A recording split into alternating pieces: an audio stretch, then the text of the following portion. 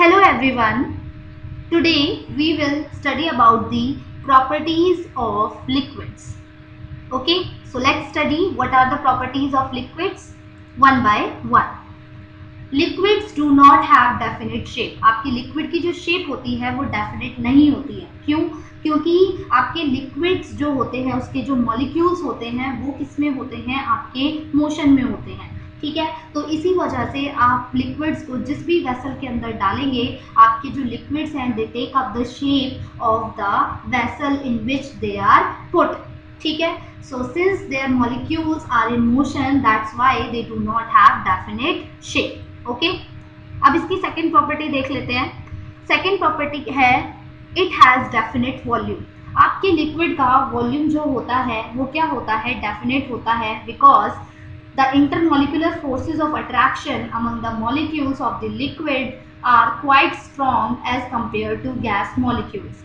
That's why the liquid molecules are not completely free to move and hence possess the definite volume. Okay? इसकी next property है higher density than gases. तो इसका भी आप एक ही reason दोगे, इसकी डेंसिटी हाई क्यों होती है, क्योंकि intermolecular force of attraction among the जो मॉलिक्यूल्स होता है वो क्या होता है, आपका क्वाइट स्ट्रॉन्ग होता है कंपैरेटिवली टू गैसेस. ठीक है, इसी वजह से आपके जो लिक्विड्स होते हैं उनकी जो डेंसिटी होती है वो क्या होती है, ज़्यादा होती है. बात करें कंप्रेसिबिलिटी की, तो आपके लिक्विड्स लेस कंप्रेसिबल है देन गैसेस. क्यों? क्योंकि जो इंटर पार्टिकल स्पेस होता है between the molecules of the liquids, that is liquid के जो मॉलिक्यूल्स होते हैं उनके बीच में जो स्पेस होता है उस स्पेस को हम बोलते हैं इंटर पार्टिकल स्पेस. तो वो स्पेस जो होता है कंपैरेटिवली टू गैसेस क्या होता है, कम होता है. इसी वजह से आपके जो लिक्विड्स होते हैं they are less compressible then the gases. इसकी नेक्स्ट प्रॉपर्टी है diffusion in liquids is slower than gases. आपके लिक्विड्स में जो डिफ्यूजन होता है वो स्लोअर होता है गैसेस के कंपैरिजन में. अगेन इसमें वही रीजन आएगा इंटर पार्टिकल फोर्स का. ठीक है, जो inter particle force of attraction होता है लिक्विड्स के अंदर वो क्या होता है, कम होता है गैसेस के कंपैरिजन में. इसी वजह से इसके अंदर जो डिफ्यूजन होगा लिक्विड्स में, जो डिफ्यूजन होगा वो गैसेस के कंपैरिजन में क्या होगा, स्लो होगा. ओके, इसकी नेक्स्ट प्रॉपर्टी है वेपर प्रेशर. नाम से ही पता चल रहा है वेपर प्रेशर क्या होता है, the pressure exerted by the vapour present above the liquid in equilibrium with the liquid at that temperature. मतलब वेपर प्रेशर क्या है, जो कि आपके वेपर्स जो कि लिक्विड के ऊपर प्रेजेंट है. ठीक है, लिक्विड के ऊपर जो आपकी वेपर्स प्रेजेंट है वो जो प्रेशर एक्सर्ट करेंगे, ठीक है, उसी प्रेशर को हम क्या बोलते हैं, वेपर प्रेशर बोलते हैं. तो आप खुद ही बताइए कि क्या क्या फैक्टर्स इसके हो सकते हैं जो कि वेपर प्रेशर को अफेक्ट करें. ठीक है, तो आपका इसका जो फर्स्ट फैक्टर जैसे इन्होंने दिया हुआ है नेचर ऑफ लिक्विड. ठीक है, नेचर ऑफ लिक्विड का यहाँ पे जो हम बात करेंगे वो बात करेंगे इंटरमोलिकुलर फोर्स ऑफ अट्रैक्शन से. जैसे कि आपके वाटर के अंदर इंटरमोलिकुलर फोर्स ऑफ अट्रैक्शन क्या होगी, कम होगी कंपैरेटिवली टू दी हनी. ठीक है, हनी के अंदर इंटरमोलिकुलर फोर्स ऑफ अट्रैक्शन ज़्यादा होगी और आपके वाटर के अंदर इंटरमोलिकुलर फोर्स ऑफ अट्रैक्शन कम होगी. ठीक है, तो आप बताइए मुझे कि दोनों में से किसके अंदर वेपर प्रेशर ज़्यादा लगेगा, और यू कैन से किसके अंदर ज़्यादा वेपर्स जो है वो क्या होंगे, प्रोड्यूस होंगे. ऑब्वियस ही बात है, जिस लिक्विड का इंटरमोलिकुलर फोर्स ऑफ अट्रैक्शन कम होगा वही ज़्यादा वेपर्स प्रोड्यूस करेगा और उसी का वेपर प्रेशर भी ज़्यादा होगा. तो वाटर और हनी के कंपैरिजन में वेपर प्रेशर किसका ज़्यादा होगा, आपके वाटर का होगा. तो नेचर ऑफ लिक्विड के अंदर आप बताएंगे कि जितना कम इंटरमोलिकुलर फोर्स ऑफ अट्रैक्शन होगा लिक्विड्स के मॉलिक्यूल्स के बीच में, उतना ही ज़्यादा आपका क्या होगा, वेपर प्रेशर होगा. नेक्स्ट इसका जो फैक्टर है वो क्या है, effect of temperature. Effect of temperature के अंदर आप खुद बताइए कि अगर हम टेम्परेचर बढ़ाते हैं, ठीक है, किसी भी स्टेट ऑफ मैटर का अगर हम टेम्परेचर बढ़ाते हैं तो होता क्या है, उनके जो मॉलिक्यूल्स होते हैं वो क्या करते हैं, काइनेटिक एनर्जी गेन कर लेते हैं, है ना. सो आपके लिक्विड्स में अगर हम टेम्परेचर बढ़ाएंगे तो लिक्विड के मॉलिक्यूल क्या करेंगे, they will gain the kinetic energy. And when they will gain the kinetic energy तो वो और जल्दी जल्दी वेपर्स को क्या करना शुरू कर जाएंगे, प्रोड्यूस करना शुरू कर जाएंगे और आपका वेपर प्रेशर जो है वो क्या हो जाएगा, बढ़ जाएगा. तो टेम्परेचर के बिहाफ पे कैसे आप एक्सप्लेन करोगे कि जब आपका टेम्परेचर बढ़ेगा, जब आपका जो टेम्परेचर बढ़ेगा किसका, लिक्विड का, तो जो वेपर प्रेशर है लिक्विड का वो क्या कर जाएगा, इंक्रीज कर जाएगा। ठीक है, so as soon as the temperature is increase vapour pressure will also be increase. अब डिफरेंस देख लेते हैं इवेपोरेशन और बॉइलिंग में क्या डिफरेंस होता है। आपका जो इवेपोरेशन होता है वो स्पॉन्टेनियसली होता है हर एक टेम्परेचर पे, ठीक है, इवेपोरेशन स्पॉन्टेनियसली होता है आपके हर एक टेम्परेचर पे।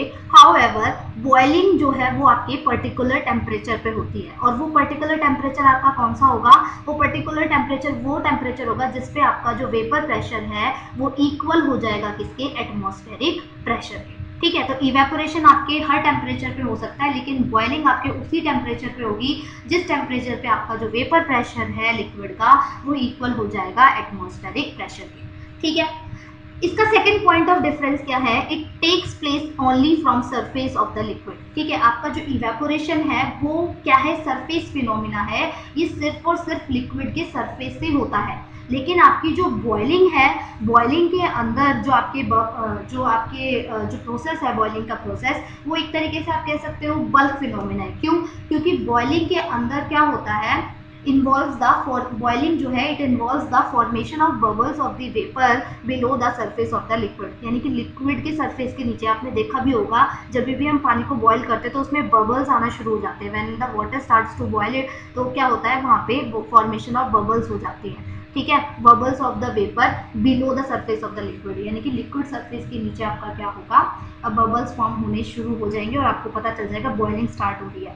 लेकिन आपका जो इवेपोरेशन है वो सिर्फ और सिर्फ कहाँ से होगा, सरफेस से। लेकिन below the surface of liquid आपकी जो बॉइलिंग है वो क्या करेगी, बबल्स को फॉर्म करेगी। किसके बबल्स होंगे, वो आपके वेपर के, जिससे आपको पता चल जाएगा कि बॉइलिंग जो है आपकी स्टार्ट हो गई है। Okay, so this is the difference between evaporation and boiling. So हमारी नेक्स्ट प्रॉपर्टी है सरफेस टेंशन। सरफेस टेंशन क्या होती है, it is the property of the liquid to acquire the minimum surface area. ये liquid की वो property होती है जिससे लिक्विड ये कोशिश करता है कि जहाँ पे भी ये फॉल करे वो मिनिमम से मिनिमम सरफेस एरिया को क्या करे, एक्वायर करे। तो आपने देखा होगा जैसे आपकी रेन ड्रॉप्स अगर किसी सरफेस पे फॉल करती है तो वो स्फेरिकल शेप ले लेती है। ठीक है, क्यों ले लेती है, due to the surface tension. ठीक है, तो ये लिक्विड की प्रॉपर्टी होती है कि वो मिनिमम से मिनिमम सरफेस एरिया एक्वायर करे, और इसी प्रॉपर्टी को हम क्या बोलते हैं, सरफेस टेंशन। ठीक है, so it is defined as the tendency of the liquid surfaces to shrink into the minimum surface area possible. ठीक है, तो इसी को हम सरफेस टेंशन बोलते हैं। Let's talk about the daily life applications of the surface tension now. So the first application here is spherical shape of drops. आपकी जो ड्रॉप्स होती है उनकी शेप स्फेरिकल होती है। क्यों होती है, ड्यू टू सरफेस टेंशन। आपको सिंपली ये लिखना है, डायरेक्टली आपसे पूछे तो आप बता सकते हो क्यों होती है, ड्यू टू सरफेस टेंशन। दूसरा है फायर पॉलिशिंग ऑफ ग्लास में भी इसका सरफेस टेंशन का यूज है। कैसे, आपके जो शार्प एजेस ग्लास होते हैं ना, शार्प एजेस ग्लास को क्या करने के लिए, उनके एजेस को स्मूथ करने के लिए क्या किया जाता है, ग्लास को हीट किया जाता है। तो जब आप ग्लास को हीट करोगे तो ऑब्वियस सी बात है वो क्या करेगा, मेल्ट करेगा। तो मेल्ट करने से क्या होगा, एजेस पे आपका जो ग्लास है वो राउंड शेप ले लेगा, so as to acquire the minimum surface area है, and it is all due to what, surface tension. ठीक है, so this was the second daily life application. Thirdly, water leaking from tap. ठीक है, जैसे tap से कभी भी पानी आपका लीक कर रहा है, ठीक है, तो अगर वो किसी सरफेस पे फॉल करेगा तो it tries to acquire the minimum surface area, and that is all due to what, surface tension. Next है rise of liquid in a capillary tube. अगर मैं आपको कैपिलरिटी एक्शन का एक्सप्लेन करूं तो सबसे पहले कैपिलरिटी ट्यूब क्या होती है वो आपको पता होना चाहिए। आपने देखा होगा कि आपका जो कपड़ा है, अगर आपके क्लोथ पे अगर पानी गिर जाता है तो धीरे धीरे वो क्या हो जाता है, स्प्रेड हो जाता है। ठीक है, तो आपके जो क्लोथ के अंदर जो फाइबर्स है ना वो कैसे काम करते हैं, कैपिलरी ट्यूब की तरह काम करते हैं, जिसकी वजह से आपका जो वाटर है वो क्या कर रहा है, स्प्रेड हो रहा है। सिमिलरली अगर मैं एक और एग्जांपल लूँ तो जैसे हम बत्ती जलाते हैं पूजा करते टाइम, जैसे हम जो बत्ती जलाते हैं और उसको घी के अंदर डिप करके हम उसको बर्न कर देते तो वो जल जाती है ना। तो जो आपकी वो जो बत्ती है उसको हम इंग्लिश में बोलते हैं विक। ठीक है, तो वो जो विक है वो आपकी एक्ट करती है एज अ कैपिलरी ट्यूब। ठीक है, कैपिलरी ट्यूब की वजह से ही आपके जो उसमें बत्ती के अंदर जो घी आपने घी के अंदर उसको डिप किया था, तो जो घी का नीचे से ऊपर तक जो मूवमेंट हो पा रहा है उस कैपिलरी ट्यूब के अंदर, वो ड्यू टू सरफेस टेंशन हो पा रहा है। ठीक है, तो आपका बेसिकली होता क्या है इसके अंदर, inward pull of surface tension होता है। ठीक है, आपके सरफेस पे क्या होता है, inward pull of surface tension होता है, जिसकी वजह से this surface tension pushes the liquid into the capillary tube and hence आपकी जो बत्ती है वो क्या हो जाती है, आपकी जल जाती है। ठीक है, तो ये भी आपकी एप्लीकेशन थी सरफेस टेंशन की डेली लाइफ में। ठीक है, और भी काफ़ी सारी एप्लीकेशंस हैं, तो मैंने आपको कुछ बता दी है, इससे आपको आइडिया लग जाएगा। ओके, नेक्स्ट है फैक्टर्स अफेक्टिंग सरफेस टेंशन। सो कौन कौन से फैक्टर्स हैं जो सरफेस टेंशन को अफेक्ट करेंगे वो देखेंगे अब हम।